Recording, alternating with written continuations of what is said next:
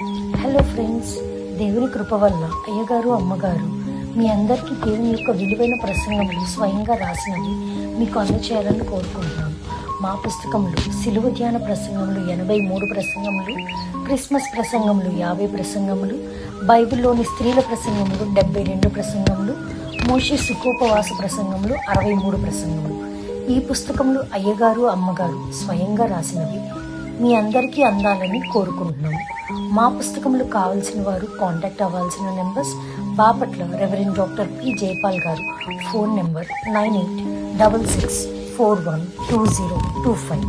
Guntur doctor P Prasad Rao గారు, phone number 9441368594 and 9705789407.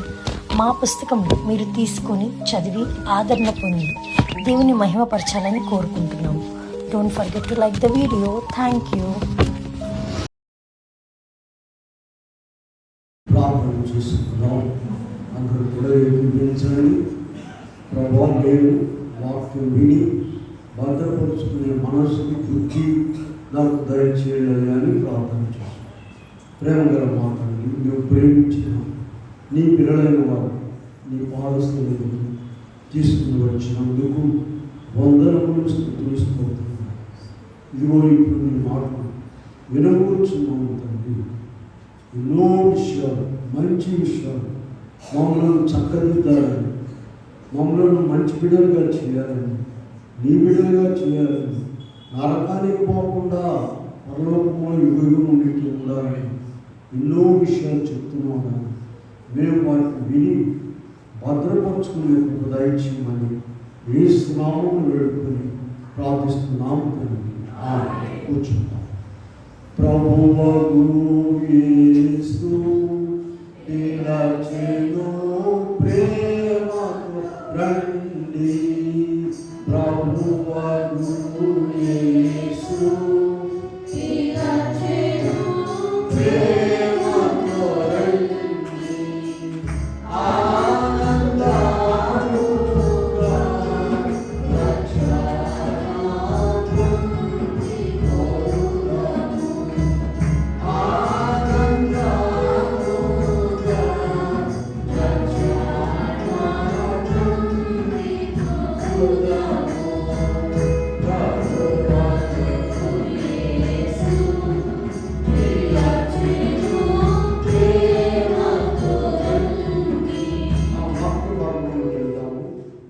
వాళ్ళందరూ కూడా చూడాలి.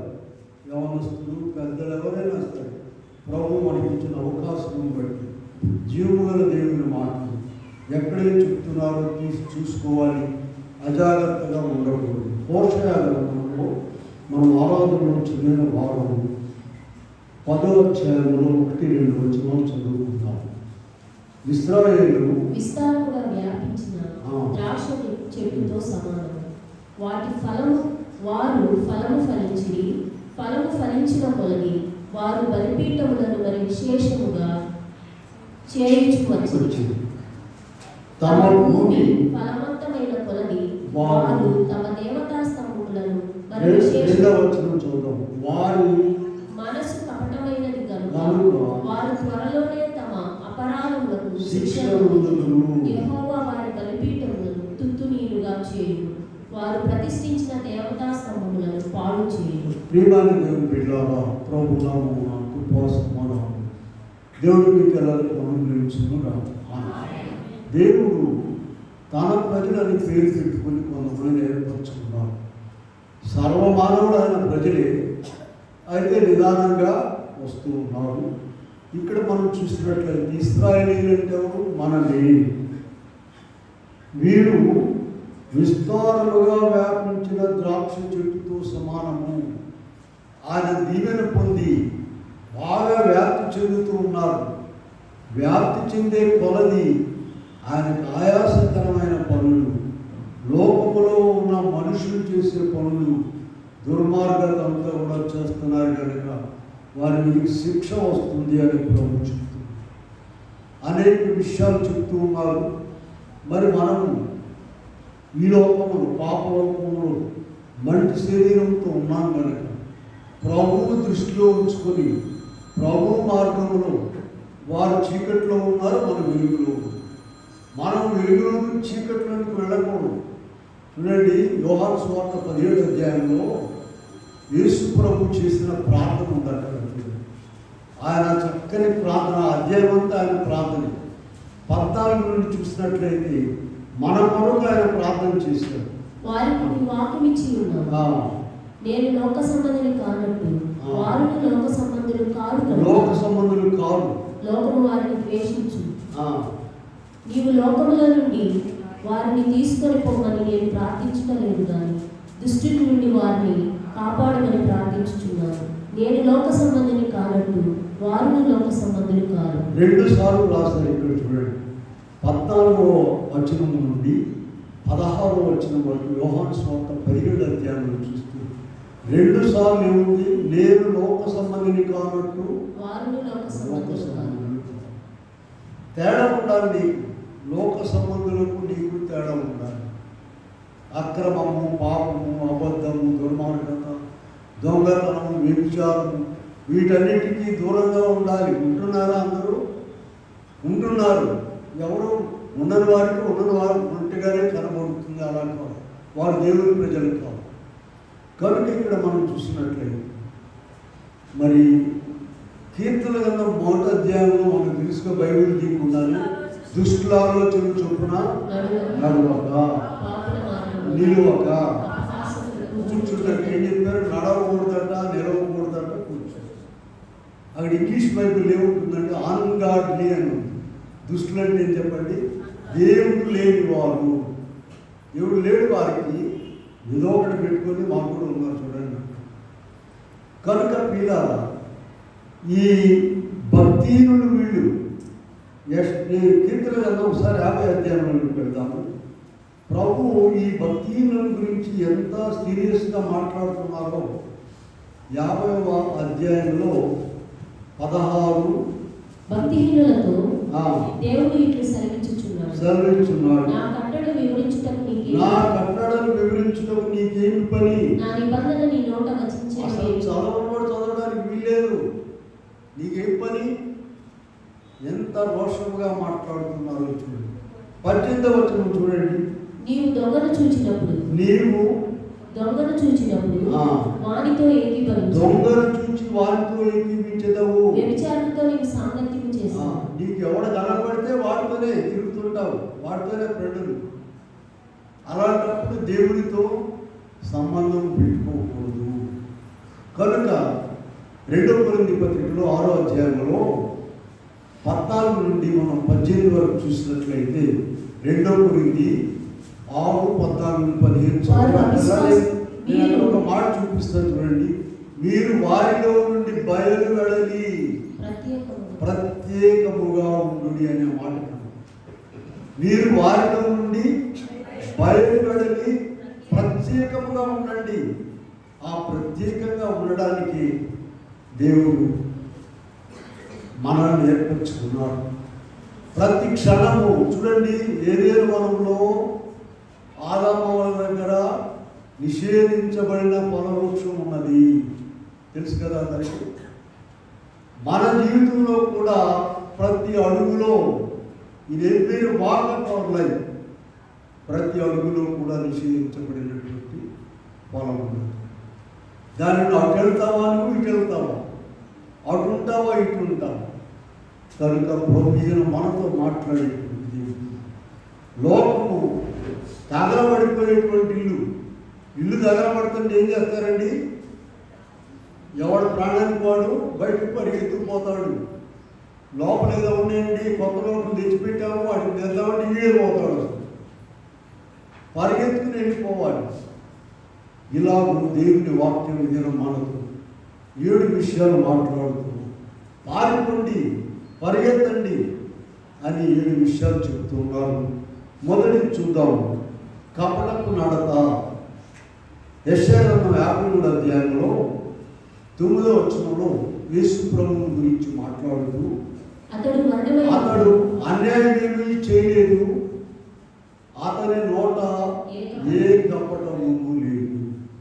మన నాయకుడు, మన దేవుడు, మన మన సమస్తము, మనం ఎవరి పేరైతే ధరించామో, ఎవరి సన్నిధిలో మనం దివారాత్రులు మొదలుపెడుతున్నామో ఆయన కపటం లేకుండా ఉన్నాడు.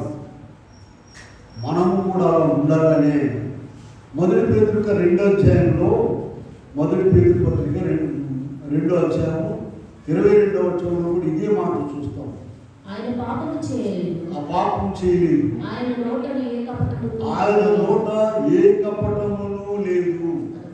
చూసారా ప్రియులా, ఏ విధమైనటువంటి ఆ కీర్తన గ్రంథంలో కూడా ఒక మాట చూద్దాం. ఆయనే కాపాడుతాడట.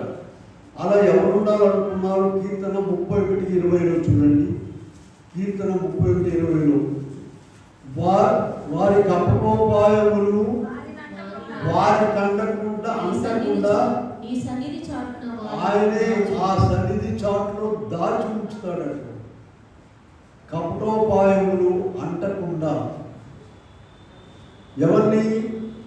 ఒక మాట ఉందండి బైబిల్లో, ఆశ గల ప్రాణమును ఆయన తృప్తిపరచని ఏ ఆశ? లోకాశ. పెద్ద 2 కిలోలు చేప తెచ్చుకుని వండుకు తినాలని ఆశ ఉందట చాలా కాలం కోరట్లేదు. ఇది కాదండి, ఇది కాదు. అందరినీ పోషించే దేవుడు ఏదైనా పోషిస్తూనే ఉన్నాడు. ఆకులు అలములు తిని నీళ్లు తాగేవాళ్ళు చాలా కాలం బతుకుతున్నారు. లెక్క ప్రకారం తినేవాళ్ళు మధ్యలోనే పోతున్నారు. ఆయుష్కాలం ఇచ్చే దేవుడు, ఆహారం ఇచ్చే దేవుడు, ఆరోగ్యం ఇచ్చే దేవుడు మర్చిపోడు. కనుక ఇక్కడ మనం చూస్తే మనుషులకు వారి కపటోపాయాలు అంటకుండా ఆయనే వారిని కాపాడతాడు. అందుకని ఇక్కడ ఈ కపటము నుండి మనం ఎలాగూ బయటపడేది చూడండి. మొదటి పేతురు పత్రికలో ఇందాక ఉన్నాం కదా, 2వ అధ్యాయంలో 1-2 వచనాలు చదువుతున్నాం. అందరు తీయండి. 2వ అధ్యాయము. ప్రభు దయాళుడని రుచి చూచి ఉన్నాడలా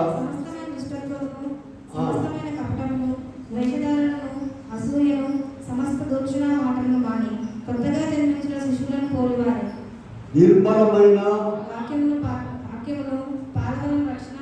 ఎదుగు నిమిత్తము ఆ పాలన అపేక్షించుడి. చూసారా, ప్రభు దయాళుడు, గొప్పవాడు. భూమి ఆకాశములను ఆయనే కలుగు చేశారు. ఆయనే ప్రతి జీవరాశిని పోషిస్తూ ఉన్నారు. ఆయన ఎరగని వారిని కూడా ఆయనదే బాధ్యత అండి. మీరు వాళ్ళ గురించి మీరు భయపడద్దు. ఆయన బాధ్యత అందరూ. ఒకప్పుడు మనం కూడా ఆయన ఎరగని వారిని. కనుక అటువంటి ఆయనను గురించి నీవు తెలుసుకున్న తర్వాత, రుచి చూచిన తర్వాత ఏం చేయాలంట చూడండి. సమస్తమైన దుష్టత్వము, సమస్తమైన కపటము, వేషధారణ, అసూయను, దూషణ మాటలు, క్రొత్తగా జన్మించిన శిశువులను పోలిన వారై వాక్యమనే పాలు. ఏం పాలండి ఇవి? ఆ వాక్యం అనే పాలు. సంఘం డైరీలు దొరికే కాదు. అయ్యా ఎక్కడెక్కడ విజయ డైరీలు దొరికే కాదు. నీ చేతికి ఇచ్చాడు దేవుడు. నిన్ను ప్రేమించి లోకంలో ఎంతోమంది ఉన్నారు. ఎప్పుడు చదవాలన్నారమ్మా వాక్యం చెప్పండి. దుష్టుల ఆలోచన చొప్పున నడవక, దివారాత్రులు అన్నారా, ఆదివారం అన్నారా? కొంతమంది ఆదివారం నాడే, ఆదివారం నాడు కూడా ఇక్కడికి వచ్చి తెలుస్తారు దాన్ని. ఇక మళ్ళీ ఎప్పుడు తెలిసేదమ్మా? అలా కాదు. దివారాత్రులు. అతడు నీటి కాలువలు, అక్కడ ఎంత దీవెన ఉన్నదో చూడండి. అతడు నీటి కాలువలు ఎవరు నాటబడినదై తన కాలమందు. ఇలా రోజు బైబిల్ చదవండి చూడండి. ఇవాళ చెప్పి ఈ మందేసుకుని చూడండి. మీరు ప్రతిరోజు బైబిల్ చదివి చూడండి. మీకు ఎంత గొప్ప మేలు ఉంటుందో చూడండి. చాలా గొప్ప మేలు ఉంటుందండి. కనుక ఇక్కడ మనం చూసినట్లయితే మొదటి విషయం ఏంటంటే కపటపు నడతను మనం ఎలా తెలుస్తుందండి? ప్రభు సన్నిధిలో ఉండడం ద్వారా. నిజముగా నువ్వు ప్రభు దయాళుడని రుచి చూసినట్లయితే, ఆయనను ప్రార్థించినట్లయితే అనేక విషయాలు ప్రభు మనకు బయలుపరుస్తారు. అందులో ఆ పాటలోనే ఉన్నది కదా, రుచి చూచి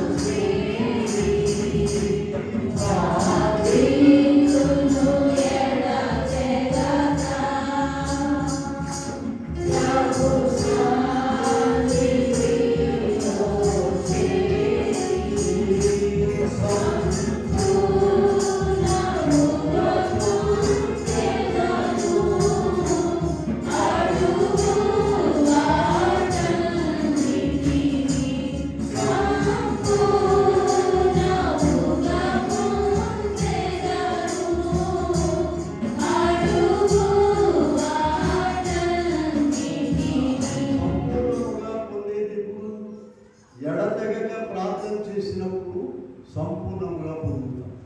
అయితే ఇక్కడ అడిగేవి రెండు రకాలు ఉన్నాయండి, లోక సంబంధమైనవి, పరలోక సంబంధమైనవి. ప్రభు ఒక మాట చెప్పారు మనకు అందరికి గుర్తు, మొదట నా రాజ్యమును నీతిని వెతకండి, అప్పుడు అవన్నీ మీకు దొరుకుతాయని చెప్పారు. కనుక మొట్టమొదటిది ఏంటంటే కపటపు నడతను మనకు దానికి దూరంగా ఉండాలి. రెండో విషయంలో పోతాము. ఇక్కడ మనం చూసినట్లయితే మొదటి తెస్సలోనికే రాసిన పత్రిక 5వ అధ్యాయంలో మనము 22వ వచనం చూసినట్లయితే, మొదటి తెస్సలోనికే రాసిన పత్రిక 5:22, ప్రతి విధమైన కీడునకు దూరముగా ఉండుడి. ప్రతి విధమైన కీడునకు, కీడెక్కడుంది? లోకంలో మన చుట్టూ ఉన్నది, దానికి దూరముగా ఉండండి. ద్వితీయోపదేశ కాండంలో మోషే గారు ఇశ్రాయేలీయులకు మనకు ఒక మాట చెప్తూ ఉన్నారు చూడండి. 30వ అధ్యాయంలో 15వ వచనంలో ఒక మాట చెప్తున్నాడు, నేడు జీవమును మరణమును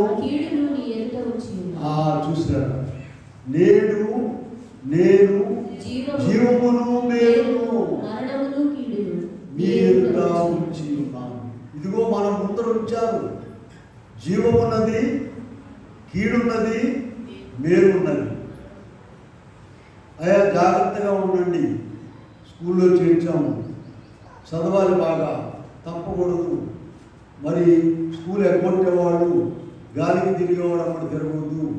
స్కూల్లోనే కదా, ఇంటి దగ్గర అయినా కూడా ఎవరైనా తిరుగుబోతులో కూడా తిరిగితే ఏం చేస్తారమ్మా పిల్లల్ని? అమ్మమ్మ వద్దు, ఆడమ్మ వద్దు, వాళ్ళు జాగ్రత్త చేసుకోండి. కనుక ఇక్కడ కీడు అనేటువంటిది ఉన్నది. ఆ కీడుకు దూరంగా ఎవరు చెప్పండి? ఇక్కడ మనం ఏం రాసిన మొదటి దశలోనికే రాసిన 5:22, ప్రతి విధమైన కీడులకు దూరంగా ఉండండి. అయితే ఇక్కడ లోకంలో రెండు కలిసిపోయి ఉంటున్నాయండి. ఎట్లా కలిసి ఉన్నాయంటే పాలు నీళ్ళులా కలిసిపోయినాయండి. యెషయా గ్రంథంలోని వెళ్ళండి, ఒకసారి చూద్దాం. మనము 5వ అధ్యాయంలో 20వ వచనంలో మనుషులు ఏమనుకుంటున్నారంటే 5:20, కీడు మేలనియు మేలు కీడనియు, చీకటి వెలుగనియు వెలుగు చీకటనియు, చేదు తీపనియు వారికి శ్రమ. ఇక్కడ లోకంలో ఉన్న పరిస్థితి ఏంటంటే కీడు మేలని, మేలు కీడని, చేదు తీపని, తీపేమో చేదని ఇలాగూ ఉంటూ ఉన్నారు. మరి ఎలాగంటే మనం తెలుసుకునేది? ఎలాగ దీన్ని తెలుసుకునేది? చీకటి వెలుగని, వెలుగు చీకటి. దైవ సన్నిధిలో ఎవరైతే ఉంటారో, వాక్యము చెప్పి అలా వదిలిపెట్టదండి మనుషులను. ఎవరైతే ప్రతిదినము దైవ సన్నిధిలో ఉంటారో వారికి కీడేంటో మేలేంటో ప్రభువే చూపిస్తాడు, ఆయనే నడిపిస్తాడు. ఏం మాట్లాడాలో, ఏం చేయాలో, ముఖ్యముగా వాటన్నిటిని కూడా ప్రభువే నడిపిస్తాడు. నీ మనసంతా వాక్యము, దేవుని వాక్యం మీద, ఆయన సన్నిధి మీద ఉండాలంటే మిగతా పనులు చేసుకోకూడదనా అర్థం కాదండి. కనుక అలా ఎవరైతే ఆయన సన్నిధిలో ఉంటారో వారు ఈ కీడు మేలని, మేలు కీడని ఎప్పుడు కూడా అనుకోరు, దాని జోలికి వెళ్ళరు. ఎవరు నడిపిస్తారు చెప్పండి? ప్రభువే నడిపిస్తారు. ఎందుకని? ప్రతిదినం నీవు చూడండి, మత్తయి సువార్త 11వ అధ్యాయంలో 29 అనుకుంటారు చూడండి, అక్కడ ఏముందంటే మరి నా యొద్ద నేర్చుకునుడి అనేటువంటి మాట. ప్రయాసపడి భారం మోసుకుంటున్న సమస్తమైన వాళ్ళారా నా యొద్దకు రండి, నేను మీకు విశ్రాంతి కలుగచేయుదును.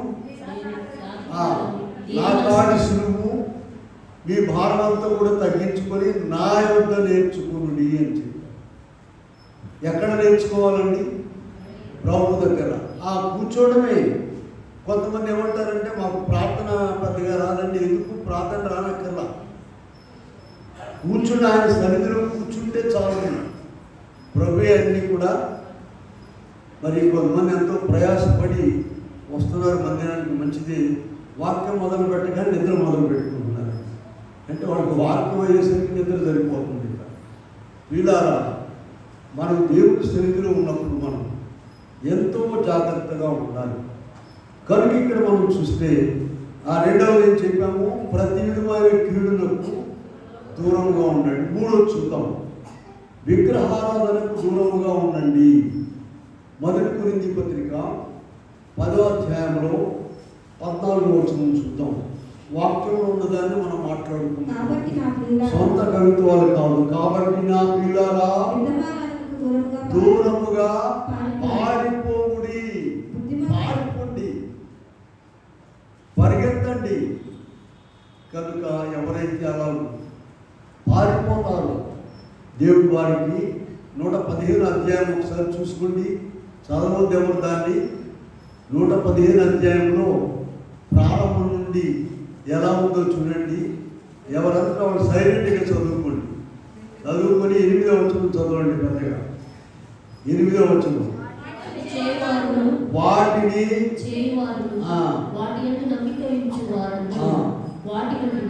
ప్రియులారా, ఈ మాటలు మనం చాటుని చెప్పుకునే కాదు. ఇవి 2500 భాషల్లో ప్రపంచమంతా గంటాపదంగా బోధిస్తున్నటువంటి మాట. ఎక్కడో చాటున మా అమ్మ నాన్న, మీ అమ్మ నాన్న ఎవరో రాసి పెద్ద రాసి చెప్పే కాదు. 115 అధ్యాయంలో ఉన్నటువంటి ప్రపంచవ్యాప్తముగా ఎక్కువ భాషల్లో, అన్ని భాషల్లో, అన్ని ప్రాంతాల్లో గంటాపదంగా బైబిల్ ఎన్ని బైబిల్ తీసేస్తామండి? 2 కోట్ల బైబిల్ సొసైటీ వాళ్ళు ఇప్పుడు 2 కోట్ల బైబిల్ పంచారట. ఎప్పుడో చెప్పారు ఇలా. కనుక ప్రియులారా, మనం అటువంటి వాటికి పారిపోమని చెప్తున్నారు. ఏం చెప్పారమ్మా? నెమ్మదిగా నడవమన్నారా, పారిపోమన్నారా? 1 కొరింథీ 10:14 ఏం చెప్పారు చెప్పండి? దూరముగా పారిపోండి. కనుక అలాగూ మనము 3వ విషయంలో దూరముగా పారి. తర్వాత 4వ చూద్దాం, అబద్ధములకు దూరముగా ఉండండి. నిర్గమకాండం 23వ అధ్యాయంలో 7వ వచనం మనం చదువుకున్నట్లయితే 23:7 చదవండి. అబద్ధములకు దూరముగా ఉండుము. ఏది పడితే అది కల్పించి మాట్లాడకూడదు. 58 నుండి వెళ్ళండి. కీర్తన గ్రంథం 3లో చూద్దాము. ఇప్పుడు ఒక మాట ఉన్నది, 58:3 కీర్తన గ్రంథం. భక్తిహీనులు తల్లి కడుపున పుట్టినది మొదలుకొని పుట్టిన తోడనే అబద్ధములాడుచు తప్పిపోదు. నీకు ఒక మాట తెలిసింది, ఆ మాటకి ఇంకా 4 కలిపి షుగర్ కోటింగ్ అంటారు చూసారా. ఎవరో ఒకరి గురించి ఒక దుస్తత్వమైన మాట వినబడింది, దాని మీద పంచదార తల్లి ఇంకొక ఆమెకి పంపించారు. మీ దగ్గర సంగతి ఏంటి? అటువంటి వాటిని అసలు మానేసేయాలి. ఇలా వాటికి ఏమన్నారు? నిర్గమ 23 దూరముగా ఉండండి. అదే ఇక్కడ మనం చెప్పుకునేది కీర్తన గ్రంథం 30వ అధ్యాయంలో ప్రారంభంలో ఏం చెప్పారు? అక్కడ నడవకూడదట, నిలవకూడదట, కూర్చోకూడదట. మరి ఇవి ఎలా తెలిస్తే ఏంటి? లోకంలో అన్నీ కలిసిపోయి ఉన్నాయి కదా. ఎలా తెలిస్తే అంటే చెప్పండి, ఎలా తెలిస్తే? ఇప్పుడు ఎవరైతే ఆయన సన్నిధిలో 2 పూటలా ప్రార్థన చేసుకుంటారు. నేను చెప్పాను, ప్రార్థన తెలియని వాళ్ళకి కొత్త వాళ్ళకి కూడా ఒక మాట చెప్తాను. అయ్యా, నువ్వు రాత్రి పడుకొని వేసేయాలి, ఎన్నిసార్లు 1,00,000 మాటలు చెప్పు. యేసునామా స్మరణ చేయండి ప్రియులారా, క్రీస్తు యేసునామా స్మరణ చేయండి, యేసునామా స్మరణ చేయండి,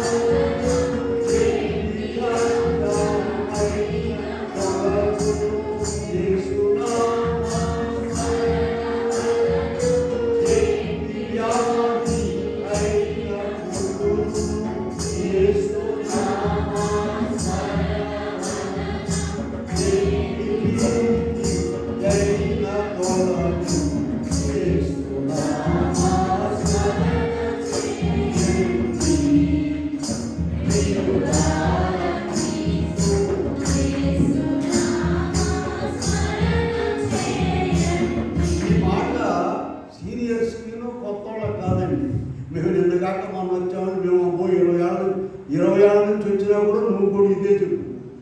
నీ 20 ఏళ్ళ సర్వీసు ఆయన ఇష్ట ప్రకారం నడవకపోతే నరకానికి తీసుకెళ్ళిపోయింది.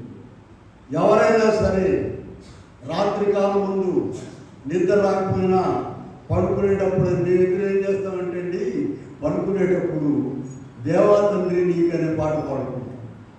అమ్మగారు పాట పాడేవాని అడుగుతుంటారు. అప్పుడు కొన్ని నిద్రలో ఉంటారు. ఆ పాట వచనాలన్నీ పాడుకొని నిద్రపోతారు.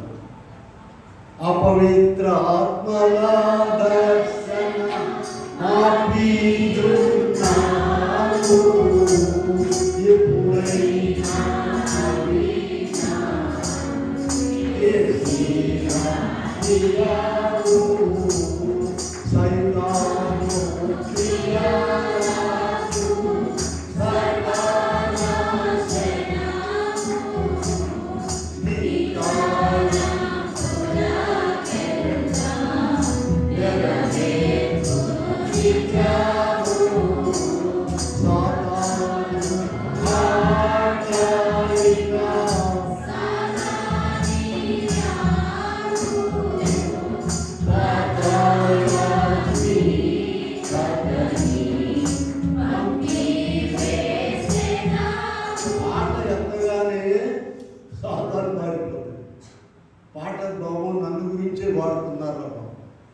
నువ్వు ఈ లోపల పడుకుని నిద్ర వచ్చేదాకా బజార్లో ఒకటి, ఆ బజార్ ఒకటి, ఈ బజార్ ఒకటి తిరిగి వచ్చామంటే అది ఇంకా వేరే ఊరు కూడా తీసుకెళ్తుంది. నేను కొంతమంది నిద్ర రావట్లేదు అంటారు, విన్నారా? ఎక్కువైపోయి ఇవన్నీ పడుకున్నారు. ఇక అన్ని సర్దేరు, తాళాలు గడికి పెట్టారని జాగ్రత్తగా పడుకున్నారు. సరిగా ఉంటే దుప్పటి ఏం చేస్తారు? ఇక ప్రాంతంలో ఉంది మోకరించినట్టు ప్రార్థన చేయి. మొత్తం నీ పేటలో ఉన్న వాళ్ళందరి గురించి చేయి. నేను పోట్లాడే వాళ్ళ గురించి కూడా ప్రార్థన చేయి. నీ చుట్టాలందరి గురించి తిట్టుకోబాక, వాళ్ళని దీవించండి అని ప్రార్థన చేయి. అప్పుడు దేవుడు నిన్ను దీవిస్తాడు. కనుక ప్రియమైన వాళ్ళ, యేసు ప్రభు మార్గం అంటే మామూలు కాదు. కనుక ఇక్కడ మనం చూస్తే సరే, ఇప్పుడు 4వ విషయంలో ఏం చెప్పామంటే అబద్ధములకు దూరముగా ఉండండి అని చెప్పి. ఆయన నోట ఏ అబద్ధం లేదు. సామెతలు 12:22 ఒకసారి చూద్దామండి. నెక్స్ట్ పాయింట్లోకి వెళ్దాము. 12:22 చూడండి, అబద్ధమాడు పెదవులు హేయములు ఆయనకి ఇస్తులు. చూసారా, అబద్ధము ఆడకూడదు. ఒకరెవరో తీసుకుని చెప్తారు, నువ్వు దానిని ప్రక్కన పెట్టేసేయాలి. ఆయన అబద్ధం ఆడనటువంటి ఆయన, అబద్ధం ఆడ నేరనటువంటి ఆయన వాక్యంలో ఉన్నది. చాలా విషయాలు ఉన్నాయి, కానీ ఎందుకంటే మేము ఆ పుస్తకాన్ని దృష్టిలో పెట్టుకుని రాస్తుంటాము. ఇక్కడ ఉన్న రిఫరెన్స్లు అన్ని చెప్తే ఇక 2 గంటలు పడుతుంది. సరే, 5వ పాయింట్లోకి వెళ్దాం. యవనేచ్ఛలకు దూరముగా పారిపోము. 2 తిమోతి 2:22, అన్ని 2లే. 2 తిమోతి 2వ అధ్యాయము 22వ వచనం చదవండి. నీవు యవనేచ్ఛల నుండి పారిపోము, పవిత్ర హృదయమై ప్రభువునకు ప్రార్థన చేయి వారితో నీతిని, విశ్వాసము, ప్రేమను, సమాధానము వెదకి వెంటాడు. ఎవరితో ఉండాలంటండి? యవనేచ్ఛల నుండి. యవనస్తులకు చాలా మంచి వాక్యాలు ఉన్నాయి ఇక్కడ. పారిపోమంటున్నారు యవనేచ్ఛల నుండి. రూతు విషయంలో ఒక మాట చెప్పారు చూడండి, 3వ అధ్యాయంలో 3:10లో రూతు విషయంలో, కుమారి నీవు దీవెన పొందిన దానము, కొద్దివారినే కానీ గొప్పవారినే కానీ వెంబడింపక ఉండుట వలన నీ మునుపటి సత్ప్రవర్తన వెనుకటి సత్ప్రవర్తన కంటే మరీ ఎక్కువైనది.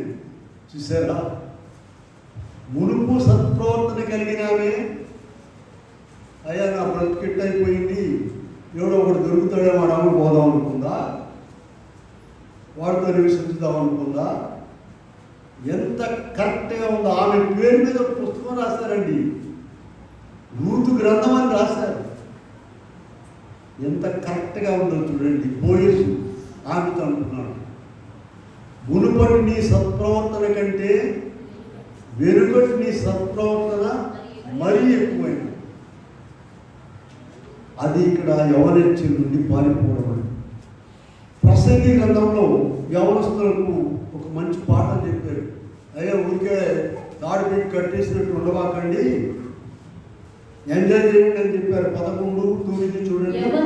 యవనుడా సంతోషపడము, నీ హృదయము సంతుష్టిగా ఉండని, నీ కోరిక చొప్పునను నీ దృష్టి యొక్క ఇష్టము చొప్పునను ప్రవర్తింపు. అయితే వీటన్నిటిని బట్టి దేవుడు నిన్ను తీర్పులోనికి తెచ్చునని జ్ఞాపకం ఉంచుకో. ఎంత జాగ్రత్త చూడు.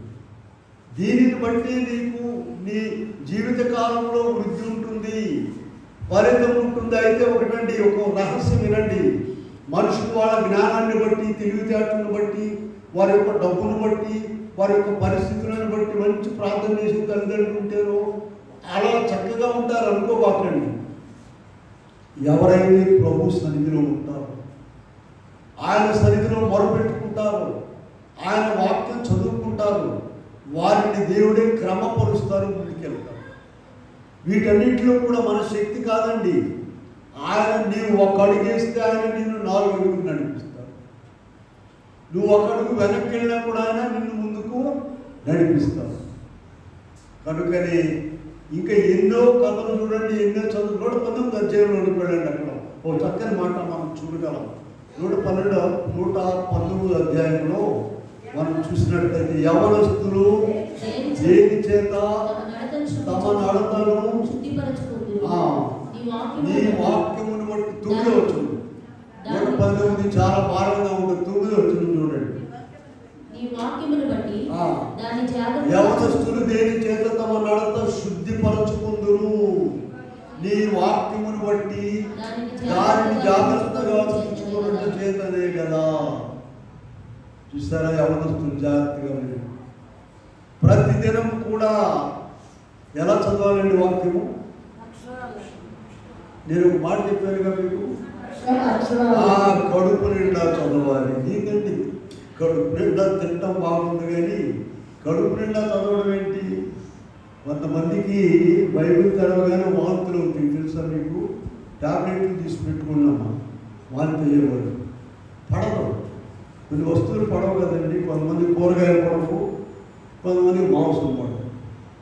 ఒక చోట భోజనాలు వడ్డిస్తుంటే ఒక పాత్రికలు ఏమన్నాడు, ఏంటండి కూరగాయలు వడ్డించారు, సింహాలు అంటే మేము సింహాలు ఏమి తింటాయండి? మాంసం తింటుంది. మంచిదే, పొదం సింహాల్లో ఉండమన్నారు, ఉండమని మాంసం తినమన్నా. సాతాను ఎదుట సింహాల్లో ఉండమన్నారు, తిండి దగ్గర కాదు. కనుక ప్రియమైన వాళ్ళారా, యవనస్తులు దేని చేత తమ నడతను శుద్ధిపరచుకుందురు. దాంట్లో ఏమున్నట్టు కనబడదు నీకు. నీవు వాక్యం చదువుకున్నట్లయితే ఆ శక్తి ఏంటో, ఆ బలమేంటో, ఆ జ్ఞానమేంటో. ఇలా కొన్ని సంవత్సరాల నుండి చదువుకుంటున్నాము. 40-50 సంవత్సరాల నుండి 24 గంటలు ఇవాళ కూడా కొత్తగానే ఉంది. దాంట్లో శక్తి ఉన్నదండి. శక్తి ఉన్నదనుకుంటే ఉన్నది లేదంటే లేదు. కనుక గొప్ప గ్రంథం ఇది, గొప్ప వాక్యం ఉన్నది ఇందులో. ప్రపంచంలో దీన్ని నేను ఎప్పుడప్పుడు మన పుస్తకాల్లో కూడా రాశాను. భూమి మీద దేవుని మాటలు గల ఏకైక పుస్తకం ఏం చెప్పండి? పరిశుద్ధ గ్రంథం. పైకి ఎత్తండి అందరూ కూడా. ఎవరెక్కడ ఉందో చూడటం, ఎవరైనా లేదు చూడవచ్చు. ఎంత గొప్ప గ్రంథం చూడండి.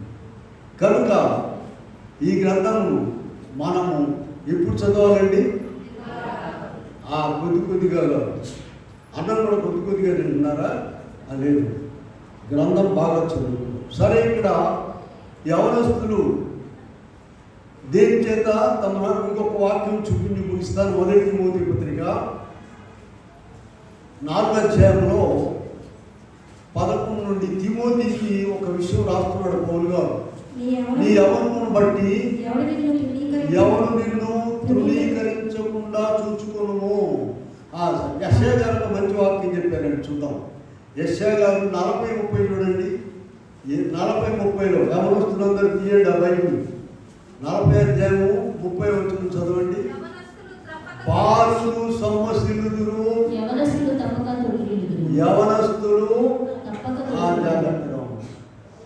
యవనస్తులు, ముసలోళ్ళు, పెద్ద వయసు వాళ్ళు, కళ్ళు కనపడినోళ్ళు, వాళ్ళు తొట్టిల్లు పోతారు అనుకుంటున్నారు దేశం అంతా. ఎవరంటే తొట్టిల్లేది? చూడండి, బైబిల్లో ఉంది. బాలురు సొమ్మసిల్లుదురు, యవనస్తులు తప్పక తొట్టిల్లుదురు. మరి ఎవరంటే నిలబడేది? కిందే చూడండి. యెహోవా కొరకు ఎదురు చూచువారు నూతన బలం పొందుదురు. పక్షిరాజు వలె రెక్కలు చాపి పై ఎగురుదురు, అలయక పరిగెత్తుదురు, సొమ్మసిల్లక నడిచిపోదురు. నీలారా నీ కూర్చోబెట్టి వాక్యం చదివించినట్లయితే వాడు బ్రతుకంతా మారిపోద్ది. నీవు 4 ఇళ్ళు సంపాదించి 100 డిపాజిట్లు ఇయ్యి, వాడు బాగా నమ్ముతాడు. పొన్నూరులో కానీ ఉన్నాడు, అయ్యా భలే పొరపాటు చేశానే, చాలా పొలం ఉంది వాడికి. ఏం చెప్పాడంటే, మా వాడికి రాసి ఇచ్చానండి, వాడు అమ్మట అమ్మేసాడు, పొరపాటు చేశాడు. నువ్వు ఉన్న అమ్ముతాడు, లేకపోతే అమ్ముతాడు. అది కాదు, అమ్మకుండా ఉండేది ఏంటమ్మా? దేవుని సన్నిధి, దేవునిని సంపాదించి నీ పిల్లలకు ఫర్ ఎవర్ ఇంకా వృద్ధిలో నీకు తీసుకొస్తుంది. మీకు వాక్యం తెలుసు కదా, బైబిల్ తీయకుండానే 127:1 మీరు వేకువనే లేచి చాలా రాత్రి అయిన తర్వాత పండుకొంచు వ్యర్థమే. తన ప్రియులు ఏం చేస్తారమ్మా? గుంజీలు చేస్తున్నారా? వాళ్ళు వేరే ఉన్నారు. వాళ్ళు వేకువనే లేచి చాలా రాత్రి అయిన తర్వాత పండుకొంచు. కొంతమంది షాపులు చూస్తే నాకు నవ్వు వస్తుందండి. 8కే వచ్చేస్తున్నారు. ఎప్పుడు చేశారు? రాత్రి వెళ్ళేది వాళ్ళు 8కి రాత్రి పెడతారు. తాళాలు వేసి దాగి చూసి ఇంక ఎప్పుడు వాళ్ళు ఇంట్లో ఉండేది, ఇప్పుడు ఇంట్లో ఉంటున్నారు, ఇక్కడ ఉంటున్నారా? ప్రియులారా, అంత కష్టంగా శ్రద్ధగా పనిచేస్తున్నారు, మంచిది. అది కూడా మంచి పని. వాళ్ళ దగ్గర మనం నేర్చుకోవాల్సింది చాలా ఉన్నాయి. మరి ప్రభు విషయంలో మనం రుచి చూచిన తర్వాత నీవు ఎంతవరకు చేస్తున్నావు? ఇంతవరకు చాలు అనుకుంటున్నావా? సమయం ఇస్తున్నాడు దేవుడు మనకు. అనేక సమయాలు ఇస్తున్నాడు. సరే, మన పాఠంలో చూద్దాము. యవనెచ్చల నుండి పారిపోయి 6వ దాన్ని చూద్దాము. జారత్వమునకు దూరముగా మొదటి కొరింథీ పత్రిక 6వ అధ్యాయంలో 18 అవుతుంది.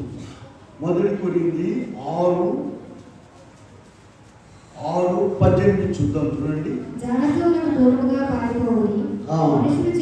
జారత్వమునకు దూరముగా పారిపోవుడి, మనుషులు చేయు దేహమునకు వెలుపల ఉన్నది కానీ తన సొంత శరీరమునకు చేయుచున్నాడు. ఇలా నీవు ప్రభువుని గట్టిగా పట్టుకున్నట్లయితే ఏం మిగిలిపోయింది అనుకోబాక. నీ గడువులు అయిపోయినాయండి, వయసు అయిపోయిందని నువ్వు ప్రభువుని పట్టుకుంటే నీ దగ్గర తీసుకొస్తాడు. అవన్నీ నీవు గడువు అయిపోయింది అనుకున్నవన్నీ కూడా ఆయన తీసుకొస్తాడు. ఒక్క మాట చూద్దాం. చూడండి, ఇక్కడ యోసేపు విషయం చూద్దాం. ఆదికాండం 39వ అధ్యాయంలో 12వ వచనం చూడండి. ఆయన రాజుగా, ఐగుప్తు మీద రాజుగా ఎందుకయ్యాడు? 39:12 ఒక పెద్ద టెస్ట్ వచ్చింది ఆయనకి, పరీక్ష వచ్చేసింది. చదవండి.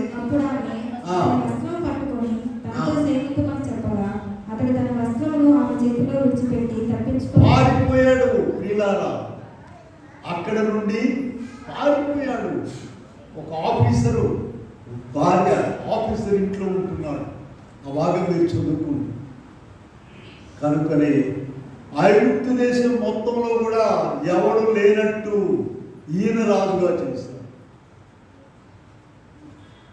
అంత గొప్ప దీవెన ప్రభు మనకి ఇవ్వనై ఉన్నాడు.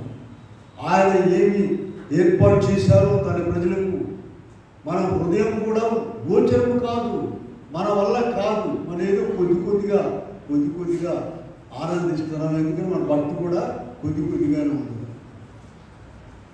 కనుక ఇక్కడ జాగ్రత్త మన గురించి మొదటి తెస్సలోనికే రాసిన పత్రిక 4:3 చూసినట్లయితే, మీరు పరిశుద్ధులగుటయే 4:3 చూడండి. మీరు పరిశుద్ధులగుటయే అనగా ఉండుటయే దేవుని చిత్తం. దూరంగా ఉండాలండి. చూడండి, ఇక్కడ మళ్ళీ వెంటనే ఇంకో మాట కూడా చెప్తున్నాను. నేను మీకు దూరంగా ఉండలేదు. మరి ఇదేంటండి? ఎట్లా ఎవరు ఉంటారు? ఎవరైతే ఆయన శక్తిని పొందుతారో, ఎవరైతే ఆయన మీద ఆధారపడతారో, ఎవరైతే ఆయన ప్రతిదినం మొరపెట్టుకుంటారో, ఎవరైతే ఆయన వాక్యము చదువుతారో. ఇందాక చదివాము 119:9 చదివాము. యవనస్తులు దేని చేత తమ నడతను శుద్ధిపరచుకుందరు, నీ వాక్యమును బట్టి దానిని జాగ్రత్తగా చూసుకున్నట చేతనే కదా. జాగ్రత్తగా చూసుకోవాలండి. అప్పుడు దాని యొక్క శక్తి నీలోకి వస్తుంది. నీ లోకంలో ఎవరు కూడా ఏం చేయలేదు. కనుక ఇక్కడ మనం చూసినట్లయితే 2 లిస్టులు చూపిస్తాను మీకు. చూడండి, మార్కు సువార్త 7వ అధ్యాయంలో 21 నుండి 23 వరకు చూస్తే అక్కడ ఒక 13 అంశాలు ఉన్నాయండి. 13 అంశాల్లో చదవండి. 7:21 దురాలోచనలు, జాగ్రత్తలు. చాలు అక్కడ కాబట్టి ఆడ 13 లిస్టు ఉన్నది. మళ్ళీ ఇంకో 15 లిస్టు చూపిస్తాను మీకు. చూడండి, గలతీ పత్రిక 5వ అధ్యాయంలో 19వ వచనంలో శరీర కార్యములు ఉన్నాయి. చూడండి, మొట్టమొదట 15 ఐటమ్స్ ఉన్నాయి అక్కడ. 15లో మొట్టమొదటిది ఏం చెప్పండి? జార్. కనుక దీని గురించి ఇంకొక మాట కూడా చెప్పాను నేను మీకు. ఎవరు కూడా ఆ కల్మషంలోకి వెళ్ళకుండా లేరు. అయితే వెళతారు ఎట్లా? ఆయన మీద ఆధారపడేవారు, ఆయనతో ఉన్నవారికి దేవుడు ఆ మనసు ఇస్తాడు. కనుక అటువంటి పద్ధతి లేకుండా వాళ్ళు ఉండాలంటే ప్రతిదినము ఎవరితో సహవాసం చేయాలి? ప్రభు యోహాను గారండి 12 మంది శిష్యుల్లో చిన్నవాడు. ఆయన మొదటి యోహాను పత్రికలో వెళ్దాం. చూడండి, ఆయన ప్రభుతో సహవాసం చేసి 1వ అధ్యాయం 3వ వచనంలో ఏమంటున్నారు? చూడండి, మన సహవాసం అయితే తండ్రితో కూడాను తండ్రితో కూడాను ఆయన కుమారుడైన ఉన్నది. యేసుక్రీస్తుతో కూడాను ఉన్నది. మన సహవాసం ఎవరితో ఉండాలండి? ఆయన తండ్రితోనూ కుమారుడితోనూ ఉండాలి. ఎక్కడున్నాడు ప్రభు? ఇదిగో నీ చేతిలోనే ఉన్నాడు. ప్రతిదినము ప్రార్థన చేసుకోవడం ద్వారా, వాక్యం చదువుకోవడం ద్వారా ఎంతసేపు అండి నీవు క్రమంగా మొదలుపెట్టు. అంటే పనంతా మానేసి చదువుతా మానేసి చదవాలంటారా? అక్కర్లేదు. ప్రభువు నీకు ఇచ్చిన సమయంలో అందువల్ల ఇక్కడ మాతో కూడా మీకు సహవాసం కలుగునట్లు మేము చూచిన దానిని వినిన దానిని మీకు తెలియజేస్తున్నాము.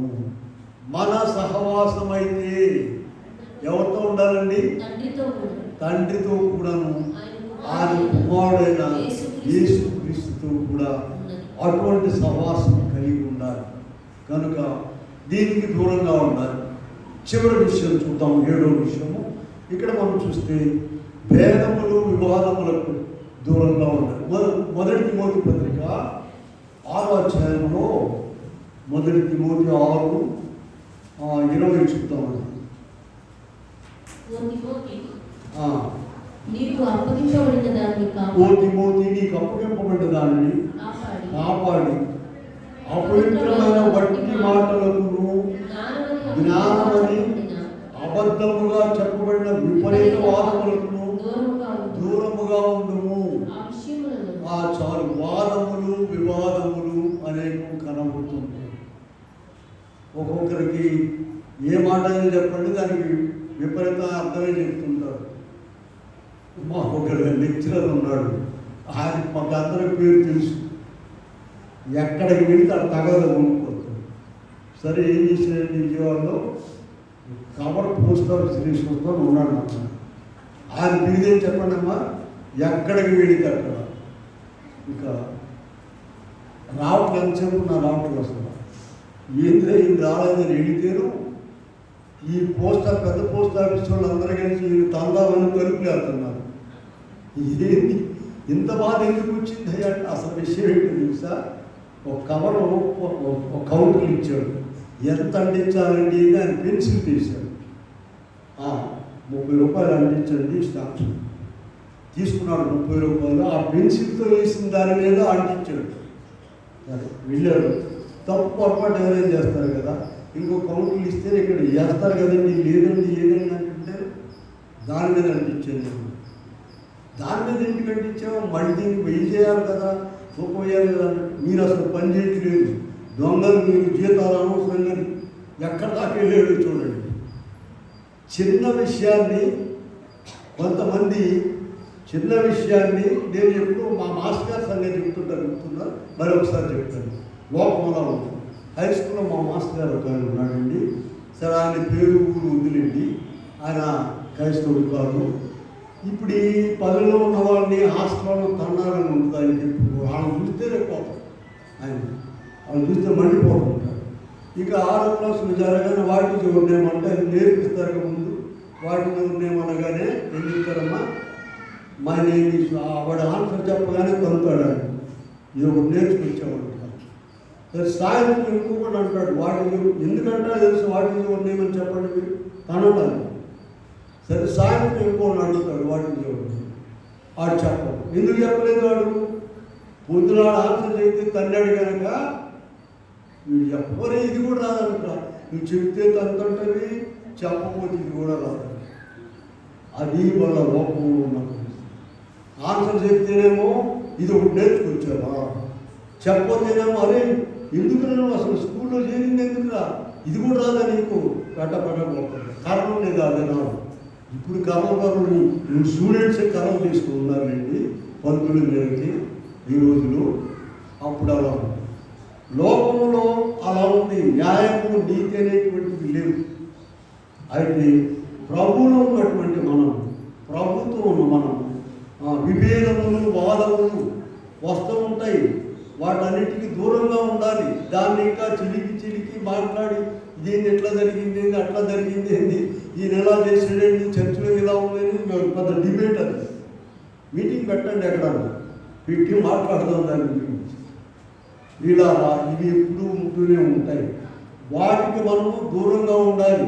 అయితే ప్రముఖ పరిష్కారం ఇచ్చాడు. చూడండి, మీకు చూపిస్తాను. యెషయా గ్రంథంలో 1వ అధ్యాయంలోకి వెళదాం. చూడండి, ప్రభు చక్కని పరిష్కార మార్గం ఇచ్చారు. యెషయా 1:18 చూద్దాం. చూడండి, 1:18.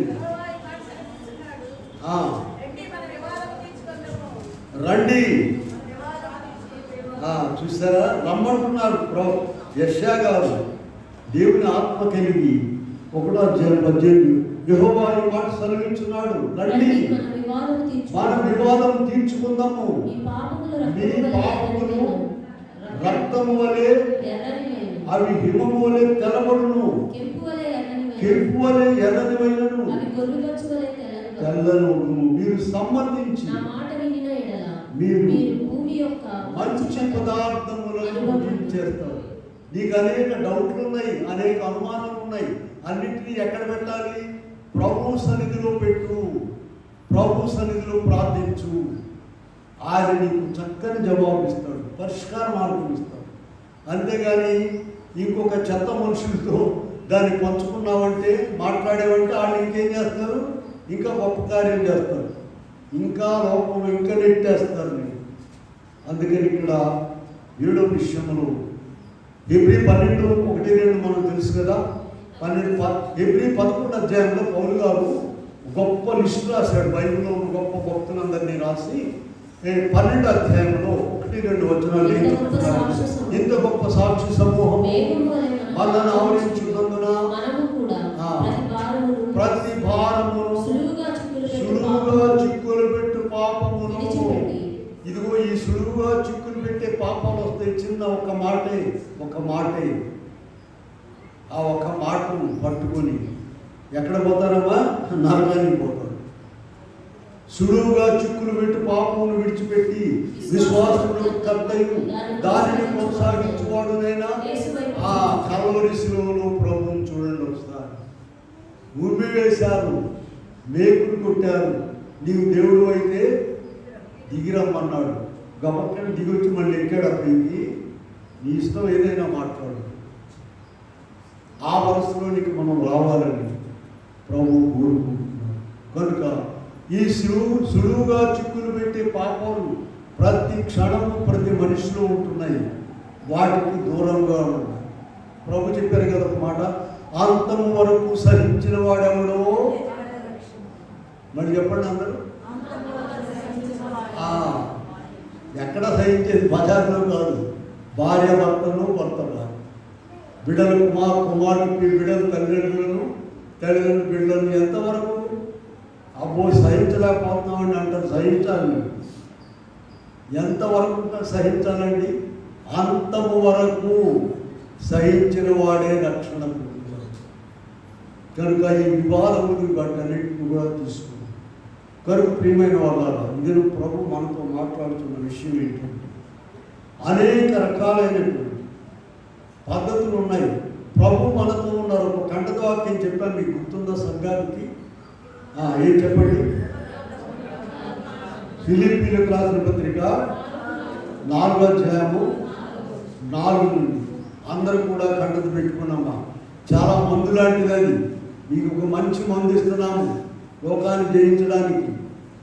ఎల్లప్పుడూ ప్రభువునందు అంటే ఎల్లప్పుడు అంటే కష్టంలో, నష్టంలో, ఇబ్బందులు అన్నిట్లో మరలా చెప్పుదును చాలేదని మరలా చెప్పుదును. వచ్చే ఆదివారం అప్పు చెప్పించుకున్నామండి.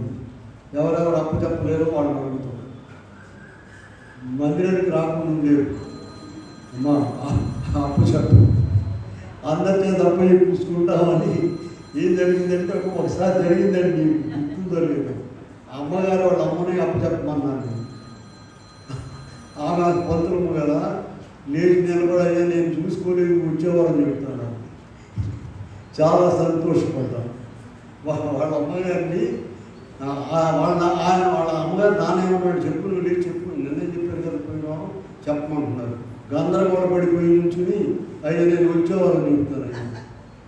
ఆ మాత్రం భయం ఉంటే దేవుడు ఎంతో మేలు చేస్తాడు. వచ్చేవారు మాత్రం ఖచ్చితంగా అందరూ అడుగుతాడు. ఎవరైనా చెప్పలేని వాళ్ళు ఇప్పుడే చేతి కడతాడు. నా వల్ల కాదని వారం కాదు 10 రోజులు టైం ఇవ్వండి అంటే ఇస్తాం. చెప్పండి అందరూ. ఎల్లప్పుడూ ప్రభువునందు మరలా చెప్పుదును, నీ సహనము తెలియబడని ప్రభు ఎక్కడున్నాడు? సమీపంగా ఉన్నాడు. దేనిని గురించి చింతపడుతుంది కానీ ప్రతి విషయంలోనూ ప్రార్థన విజ్ఞాపనముల ద్వారా మీ విన్నపములు దేవునికి తెలియజేయండి. అప్పుడు సమస్త జ్ఞానములకు మించిన దేవుని సమాధానము మీ హృదయములకు తలంపులకు ఇట్లా జరగని మనం పాడినట్టు అందరూ చెప్పడం కాదు, ఒక్కొక్కరు అడుగుతూ ఉంటారు. ఇష్టం కనుక జాగ్రత్తగా చూసుకుని ఏం చేస్తారు. మరి ఈ వారంలో టైం చాలేదంటే ఇంక ఎక్కువ టైం కూడా ఇస్తాం. మరి ప్రార్థన చేసుకున్నాం కనుక ఇలా దేవుని మాటలతో మనం ముందుకు వెళ్ళాలి. అటు గొప్ప దేవుడు మనం అనుగ్రహించును గాక. ఆమె ప్రార్థన చేసుకున్నాము. ప్రేమగా మాట్లాడి అనేక విషయం మన పాపరూపము వంటి శరీరంతో ఉన్నాము కనుక మేము ఎలా నీ కృపను పొందాలి, నీ దీవెన పొందాలి అనేక విషయాలు మనతో మాట్లాడుతున్నందుకు యవనస్తులు, వృద్ధులు, పెద్దలు, వాళ్ళు అందరి విషయం నేను నీవే చెప్తున్నావు. అలాగే నీ వాక్య వెలుగులో మమ్మల్ని సరిచేసుకుని నీకు ఇష్టమైన వారుగా నీ దీవెనలు పొందే కృప ప్రతి బిడ్డకు దయచేయమని యేసు నామములో వేడుకొని ప్రార్థిస్తున్నాము తండ్రి. ఆమేన్.